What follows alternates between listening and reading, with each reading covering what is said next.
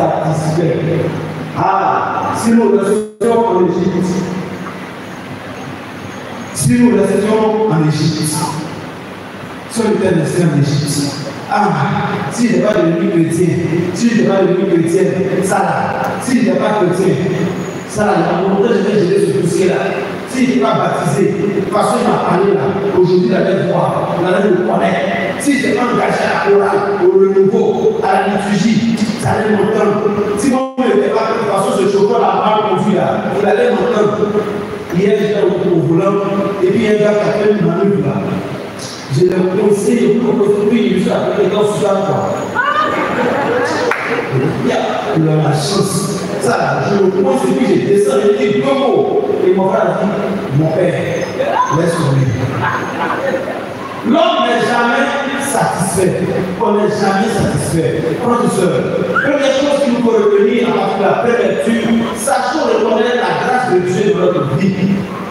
Sachons reconnaître la grâce de Dieu dans notre vie.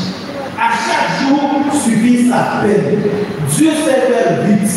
Mais est-ce que nous allons être patients pour reconnaître ce qu'il a déjà fait et attendre ce qu'il fera? Voilà tout le sens de la première lecture. Dans la deuxième lecture, Paul nous invite à changer notre mentalité, à changer notre manière de voir les choses. Si nous sommes en Jésus-Christ, nous devons être une personne nouvelle. Nous devons changer de comportement.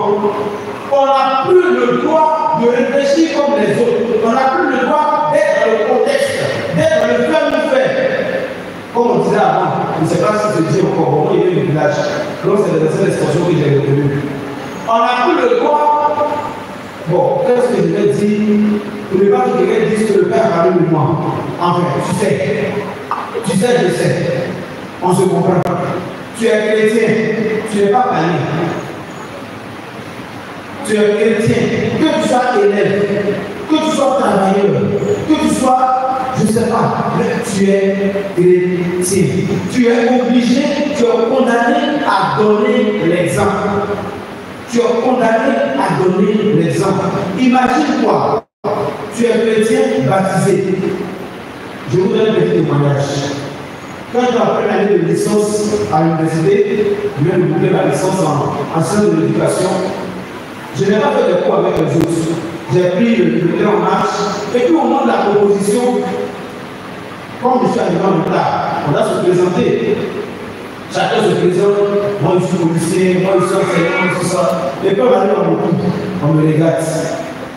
Bon, on me présente, je vois une descente. Prête à conduire. On dit, il y a un homme de Dieu parmi nous. On a proposé, dans une 30 minutes, tout le monde poser les feuilles.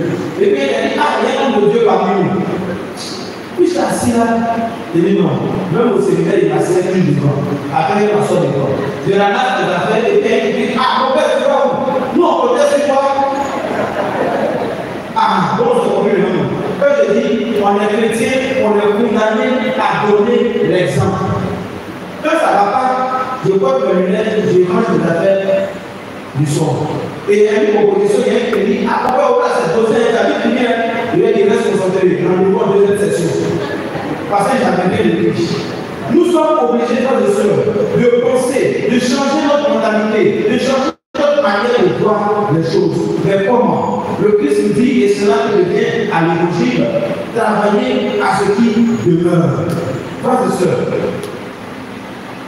je vais être vraiment un peu dur.